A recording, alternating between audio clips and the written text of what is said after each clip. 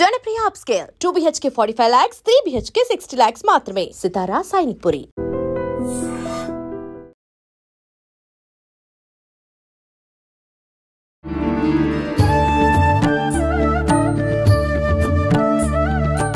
నమస్కారం, welcome to I dream. ధర్మ మార్గం విత్ విజిత కార్యక్రమానికి స్వాగతం. ప్రస్తుతం మనతో పాటు ఉన్నారు శ్రీ ఆనంద శివకామేశ్వరి సన్నిధానం వ్యవస్థాపకురాలు శివకామేశ్వరి ఆనందమయ్య అమ్మ గారు. ఇప్పుడు వారితో మాట్లాడి మరిన్ని విషయాలు తెలుసుకుందాం. అమ్మ నమస్తే. అమ్మ, మనం ఇంతకు ముందర ఎపిసోడ్లో మాట్లాడుకోవడం జరిగింది అసలు కార్తీక మాసంలో మనం ఎటువంటి విధానాలు ఆచరించాలి అని చెప్పి మనం కొంతవరకు మాట్లాడుకున్నాము. ఇంకా ఎటువంటి విశేషాలు మనం పాటిస్తే బాగుంటుంది, దాంతోపాటు మీరు అష్టకం గురించి కూడా, అరుణాచల అష్టకం గురించి కూడా చెప్తానన్నారు. మనకు అందులో సమయం సరిపోలేదు, మరి దీంట్లో దాని గురించి వివరించండి. తప్పకుండా తెలియజేస్తాను. యాదేవి సర్వభూతేషు శక్తి రూపేణ సంస్థిత. నమస్తస్యై నమస్తస్యై నమస్తస్యై నమో నమః. కార్తీక మాసం చాలా విశేషమైన మాసం అమ్మ. ముఖ్యంగా ముందు చేయకూడను చెప్పుకుందాం. ఈ మాసంలో శివకేశవ భేదం చూపించరాదు. శివకేశవుల్ని ఇద్దరినీ అర్చించుకోవాలి. ఎందుకంటే శివాయ విష్ణురూపాయ విష్ణురూపాయ శివహే శివశ్చ హృదయం విష్ణు విష్ణుశ్చ హృదయం శివ. మా చిన్నప్పుడు గుడికి తీసుకెళ్తే ఇది చెప్పించేవారమ్మా. శివాలయంలో విష్ణుమూర్తికి నమస్కారం చేసుకునేమనేవారు మా నాన్నగారు. విష్ణాలయానికి వెళ్తే శివుణ్ణి తలుచుకునేమనేవారు. అంటే ఆయన హృదయంలో ఈయన, ఈయన హృదయంలో ఆయన ఉంటారట. వాళ్ళకిద్దరికి ఏం భేదం లేదు. ఆ భేదం చూపడం కూడా చాలా దోషము. ఆ శివకేశవ భేదం చాలా చూపించడం చాలా పాపం.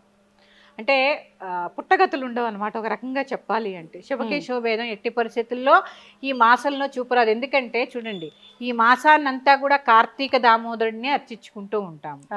పైగా శివుడు ఈ మాసంలో కార్తీక త్రయంబకేశ్వరుడని, అలాగే విష్ణువు కార్తీక దామోదరుడని పిలుస్తూ ఉంటాం. అలాగే శివాభిషేకాలు ఎంత శ్రేష్టమో, శివాలయాల్లో ఎన్ని పూజలు జరుగుతాయో అలాగే నారాయణ పూజ చూడండి, ఏకాదశి, ద్వాదశి, తులసి కళ్యాణం, తులసి పూజ, తులసి దీపారాధన, ఇలా చాలా విశేషం అండి. అందుకని ఎప్పుడు కూడా ఈ మాసంలో మీరు విత్తప్పుడు ఏం చేశారు ఏం లేదో తర్వాత విషయం, కానీ కార్తీక దామోదరుణ్ణి, కార్తీక త్రయంబకేశ్వరుని కూడా ఈ మాసంలో అర్చించుకోవాల్సింది. ఇక దీపారాధన మొట్టమొదటిగా చేయవలసింది తులసి దగ్గర. తులసి దగ్గర చేసిన తర్వాతే మిగిలిన చోట్ల దీపారాధన చెయ్యాలి. పూజా మందిరంలో కూడా తులసి మొక్క ఉంటుంది కదా ఇంటి దగ్గర. ముందు స్నానం చేయగానే తులసి పూజ చేసుకున్నాకే దీపారాధన చేయాలి ఈ మాసంలో. ఎందుకంటే దీపాలు ప్రత్యేకం కదమ్మా ఈ మాసం అంతా కూడా.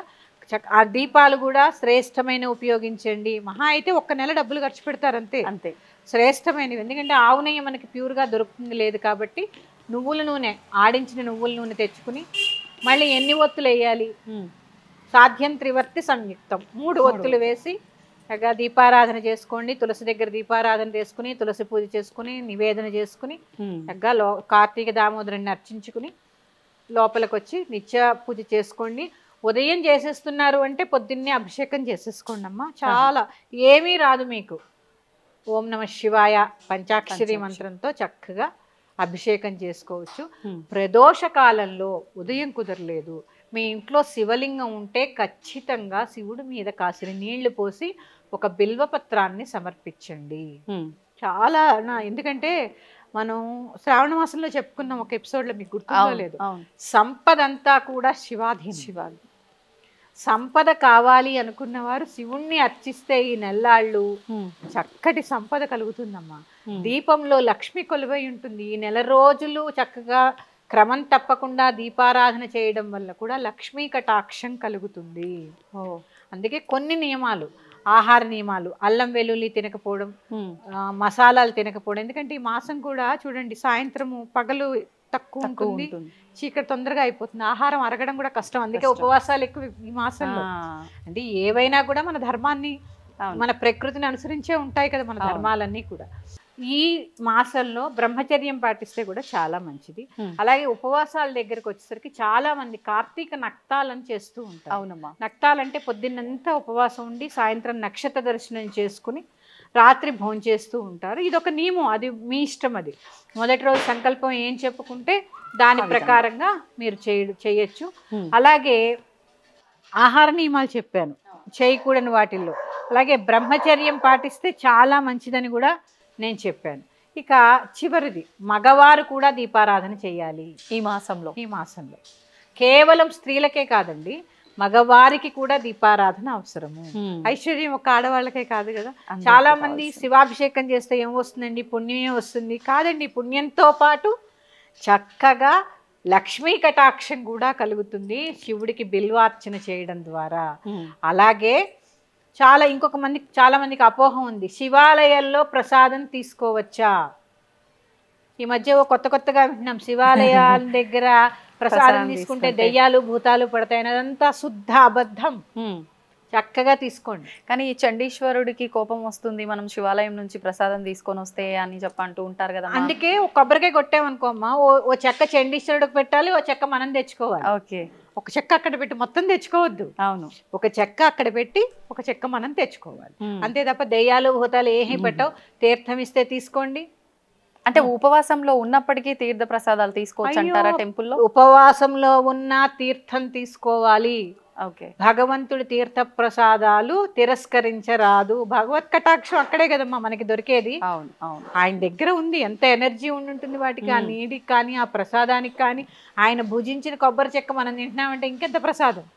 అందుకని చక్కగా ప్రసాదాలు తీసుకోండి. ఈ మాసంలో ఒక చిన్న పరిహారం కూడా చెప్తాను. చాలా మంది ఆర్థిక ఇబ్బందులతో ఇబ్బంది పడుతూ ఉంటారు. అలాంటి వారు ఈ 30 రోజులు ప్రదోష కాలంలో శివాభిషేకం చేసుకుని బిల్వ వృక్షం కింద కూర్చుని శ్రీ సూక్త పారాయణ చేయడం ద్వారా పరిపూర్ణమైనటువంటి లక్ష్మీ కటాక్షం లభిస్తుంది, సంపద కలుగుతుంది. చాలా రకాలైనటువంటి ఆర్థిక ఇబ్బందుల నుంచి విముక్తి కలుగుతుంది. మారేడు బిల్వ వృక్షం కింద గుళ్ళల్లో ఉంటుంది. ఇప్పుడు కూడా ఇంట్లో కూడా పెంచుకుంటున్నారు. ఒక వృక్షం ఉంటే చాలు, దాని కింద కూర్చొని దాని పక్కనైనా కూర్చుని చక్కగా శ్రీ సూక్త పారాయణ చేయడం చాలా శ్రేష్టం.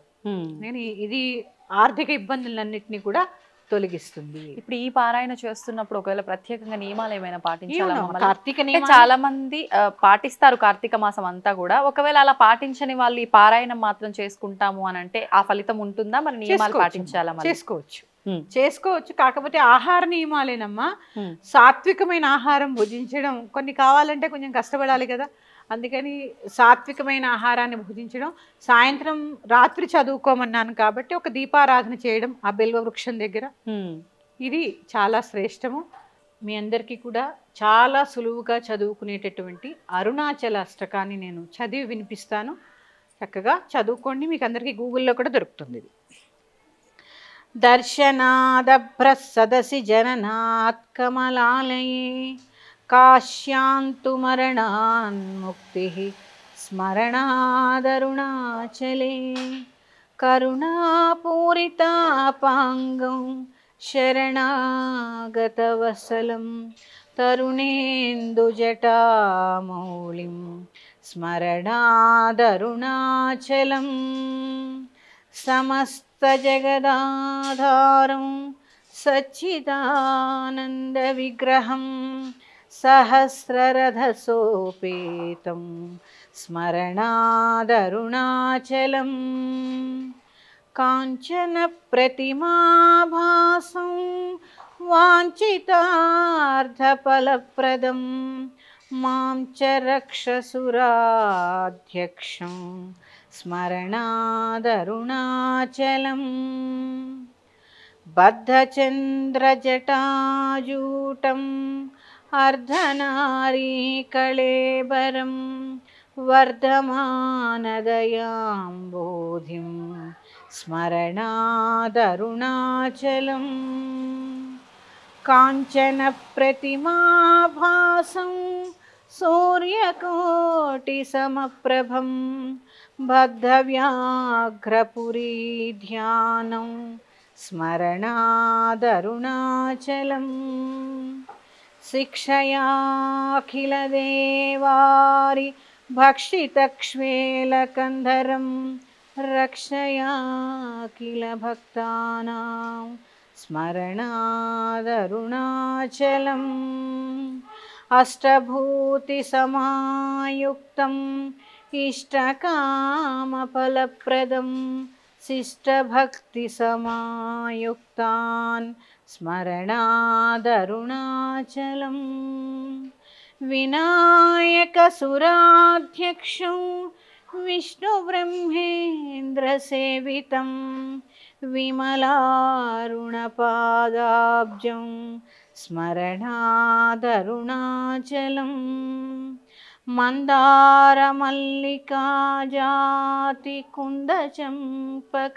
मन्दारमल्लिकाजातिकुन्दचम्पकपङ्कजैः इन्द्रादिपूजितां देवीं स्मरणादरुणाचलं सम्पत्करं पार्वतीशं सूर्यचन्द्राग्निलोचनं मन्दस्मितमुखाम्बोजं स्मरणादरुणाचलम् अरुणाचल शिव अरुणाचल शिव अरुणाचल शिव अरुणाचल अरुणाचल शिव अरुणाचल शिव अरुणाचल शिव अरुणाचल अरुणाचल शिव अरुणाचल शिव अरुणाचल शिव अरुणाचल अरुणाचल शिव अरुणाचल शिव अरुणाचल शिव अरुणाचल ओम नमः पार्वतीपते हर हर महादेव ఇది అరుణాచల సంస్కృతి చాలా బాగుంటుంది చాలా చిన్నదైనా కూడా చాలా మంచి ఫలితాన్ని మనకి ఇచ్చేటటువంటిది అసలు ఈ మాసంలోనే అరుణాచల అనేది స్ఫురణకి రావడమే పూర్వజన్మ సుకృతం చాలామంది దీపారాధన అక్కడ దామోదర పూజ లేకపోతే శివాభిషేకము ఇవే అరుణం అంటే అరుణలింగం అంటే అగ్నిలింగం ఈ మాసం అంతా కూడా కృతికా నక్షత్రం అగ్ని నక్షత్రం అందుకని చక్కటి ఆరోగ్యాన్ని కూడా ప్రసాదిస్తుందమ్మా ఈ అష్టకం అలాగే విన్నా సరిపోతుంది ఇప్పుడు నేను పాడింది చక్కగా ఎంత ప్రశాంతంగా అనిపించిందో తెలుసా మీరు చదువుతున్నంతసేపు చాలా బాగుంటుందమ్మా మంచి అన్యోన్యమైన దాంపత్యం కలుగుతుంది ఈ స్తోత్రం అంటే ఒక్కొక్క స్తోత్రం ఒక్కొక్క మహిమాన్వితమైనటువంటిది అందులో ఈ అరుణాచల అష్టకం అమ్మ అసలు అరుణాచలేశ్వరుడే చూడండి మనకి ఆహారం అరగాలంటే లోపలే ఉండాలి అగ్ని ఉండాలి అన్నిటినీ ప్రసాదిస్తాడనమాట మనకి ఆహారం కావాలంటే సూర్యుడి ద్వారా అగ్ని రావాలి కానీ ఈ అరుణాచల అష్టకం ద్వారా సకల శుభాలు కలుగుతాయి చదువుకోలేని వారు చక్కగా ఇప్పుడు నేను చదివింది వినండి కూడా అది కూడా ఎలా వినాలి త్రికరణ శుద్ధిగా వినండి మాట ఎక్కడో మనసు ఎక్కడో పెట్టకుండా చక్కగా ఏవో ఇయర్ ఫోన్స్ పెట్టుకుని చక్కగా వినే ప్రయత్నం చేయండి అలాగే బిల్వ వృక్షం కింద శ్రీ సూక్త పారాయణ కూడా చాలా శ్రేష్టమైనటువంటి ఫలితాన్ని కలగజేస్తుంది ఇంకా మరికొన్ని ముఖ్యమైనటువంటి స్తోత్రాలు అలాగే పూజల యొక్క విశేషాంశాలతో మళ్ళీ మీ ముందుకు వస్తాను శ్రీమాత్రే నమః స్వస్తి